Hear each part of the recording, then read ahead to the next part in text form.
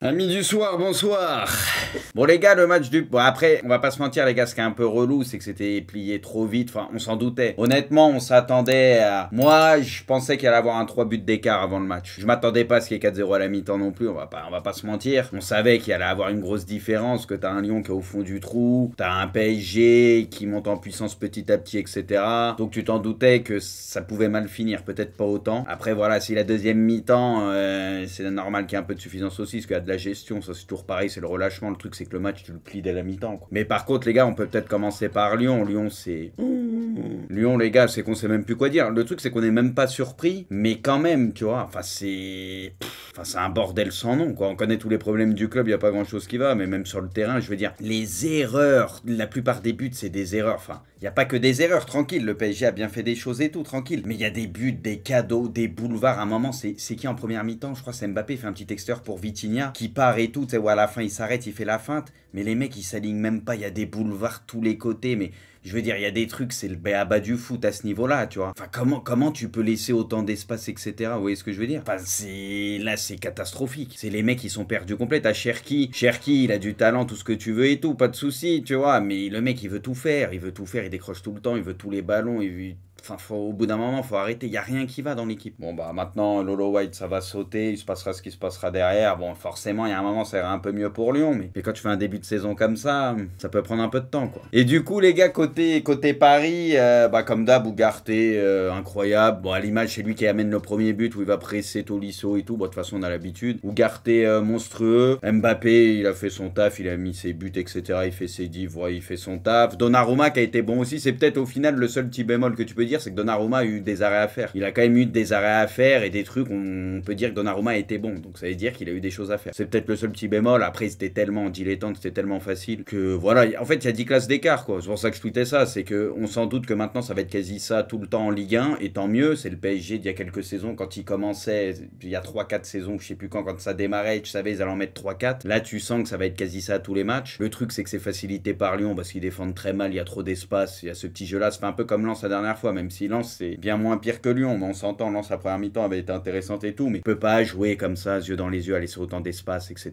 C'est trop compliqué. Puis là, à Lyon, ils le faisaient tellement mal, il y avait des boulevards partout, les joueurs du PSG contrôlaient la balle, ils étaient dans leur petit confort. Tu sais, tu sens même pas le pressing du mec derrière toi dans ton dos ou quoi, tu vois. Tu sais, tout le monde dit Ugarte, t'as l'impression, il arrive, il est tout le temps collé et tout le monde n'est pas Ugarte, mais je veux dire, les mecs, ils ont tout le loisir de faire ce qu'ils veulent. Quand tu laisses les Parisiens, forcément, ils sont largement au-dessus de toi, individuellement, techniquement, tout ce que tu veux. Quand tu les laisses tranquilles comme ça, où les mecs, ils ont tout le loisir de faire ce qu'ils veulent, t'es mort, tu peux rien faire. Donc voilà, le PSG, ils étaient tranquilles, ils ont déroulé. Et à quoi Dembélé, c'est Dembélé, c'est l'éternel souci. Ou c'est toujours aussi frustrant, je trouve, Dembélé, tu vois, il fait des diffs, c'est intéressant, toujours des trucs, mais il y a toujours ce truc dans le dernier geste où tu te dis s'il était un tout petit peu plus clutch, tu vois, à la fin, un tout petit peu plus, tu vois, c'est tellement dommage parce qu'il crée tellement d'occasions, tellement de situations que s'il était un tout petit peu plus juste à la fin, de temps en temps, ça ferait mal, quoi. C'est ça qui est frustrant avec lui. Ouais, Marquis bien, oui, bah après, de toute façon, le PSG, c'était bien, hein. Tranquille, hein. Là on voit que de toute façon ça joue mieux. Comme je l'ai dit, c'est plus cohérent parce que devant t'as pas les trois que t'avais avant, donc forcément ça court plus, ça défend plus. La répartition, on va dire, des tâches, des rôles, c'est plus carré. Ugarte, il te change le milieu de terrain par contre. Il te fait un bien fou. De toute façon, depuis le début de saison, c'est limite tout le temps le meilleur parisien, t'as l'impression, ou pas loin. Donc Vitinha, je trouve pas assez dur. En fait, Vitinha, moi, pareil, là où il me frustre le plus, c'est dans les derniers mètres. C'est pour ça que t'as des mecs qui sont créatifs, etc. Mais tu sais, qui peuvent ressortir le ballon proprement. Mais tu vois, plus bas sur le terrain, Vitinha, je trouve que pour le moment, et c'est ça qui est un peu dur avec lui, c'est qu'il a une limite dans les derniers mètres. Parce que c'est autre chose d'être technique, d'être à l'aise, faire les passes que tu veux et tout. Tu sais, le geste qui va faire toute la diff devant, c'est ça le plus compliqué à faire. Et Vitinha, c'est vrai que sur ça, des fois, il prend pas toujours les meilleures décisions ou quoi, c'est ce qui lui manque. Pourtant, t'as l'impression qu'il a ce truc. T'as l'impression qu'il peut avoir ce truc. C'est ça qui est frustrant, c'est que j'ai le sentiment qu'il peut le débloquer ce truc-là, mais pour le moment, il pêche là-dessus, quoi. Je pense que Lyon peut jouer les places européennes, honnêtement, non, je pense pas, ça va être dur. Après, en soi, là, tu regardes, il y a beaucoup de gros qui déconnent, hein. Mis à part, entre guillemets, Monaco, tu vois, qui fait un très bon début de saison. Rennes, c'est ultra décevant pour le moment. Lille, c'est ultra décevant. Lens, c'est catastrophique. T'as qui d'autre? Bon, Lyon, je sais pas si on les attendait pour jouer l'Europe avant, mais en tout cas, là, tu vois qu'il y a beaucoup de limites, ça va être compliqué. Au final, à part Monaco, parmi les prétendants, on va dire, de base, il y a Monaco qui fait grave le taf, et voilà.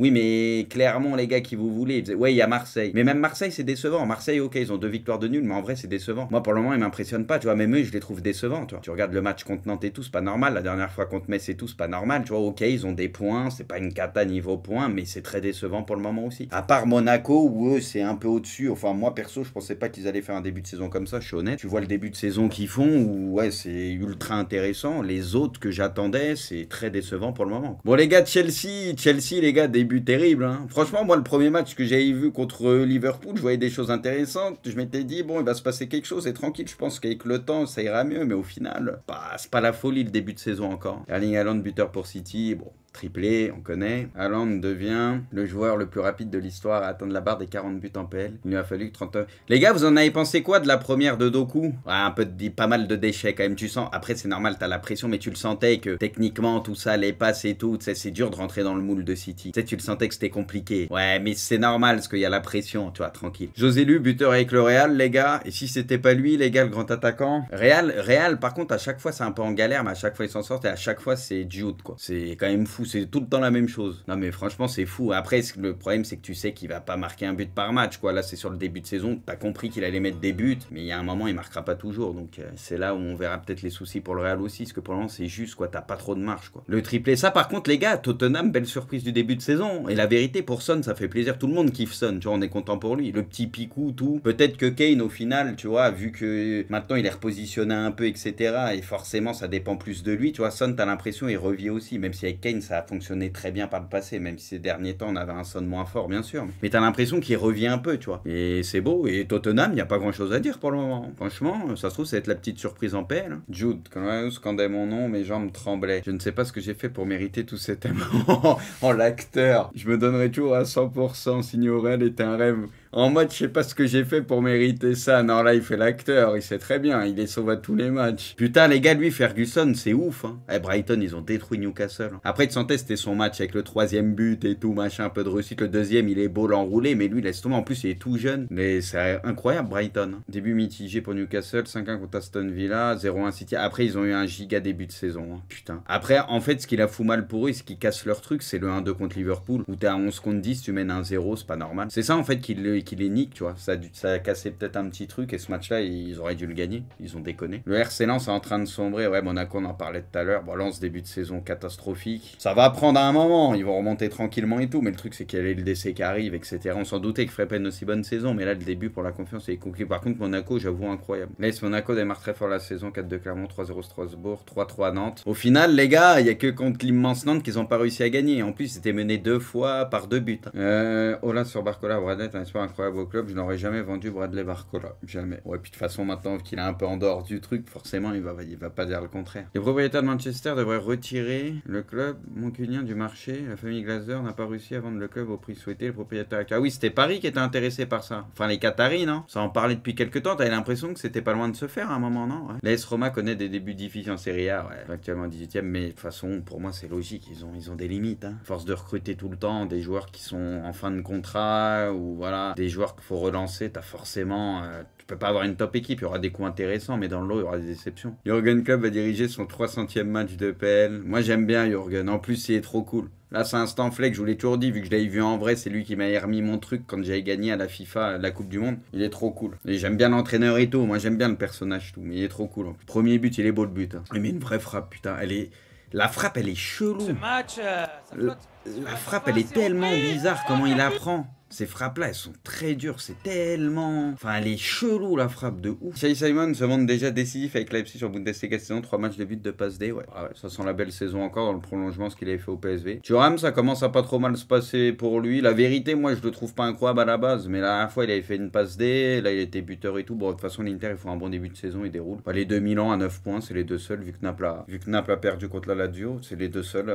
Ouais, je crois qu'il y a les Las Vérone, j'ai pas fait gaffe à ce qu'ils ont fait, mais eux, ils étaient à 6 sur 6 6, mais je sais pas ce qu'ils ont fait. Arsenal s'impose 3-1 face à United, victoire à l'arraché des Gunners au bout du temps additionnel grâce à des buts de Declan Rice. Rice, son début de saison, il est intéressant. Après, tu l'attends pas dans le rôle de buteur, mais là, c'est des buts qui comptent dont tu te souviens. Hein. Parce que là, ça fait du bien. Hein. En plus, t'as le but de...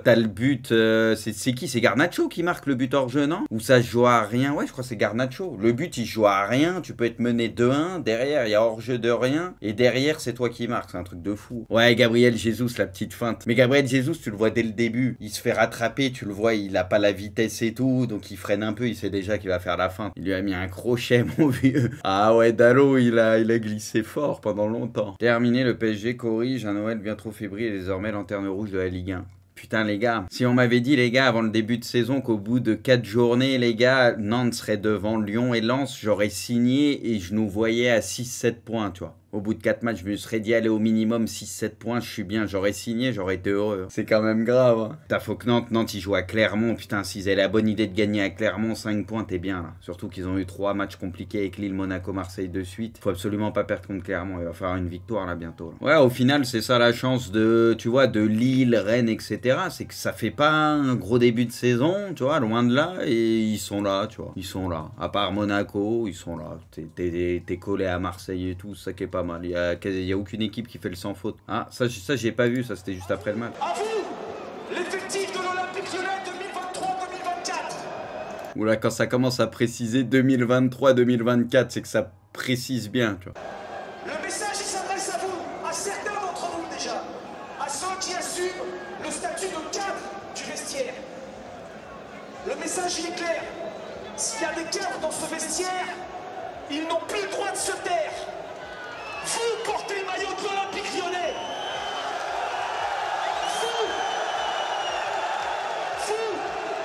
Vous êtes ceux. Hey, pas la peine de cacher si tu veux parler derrière tes doigts.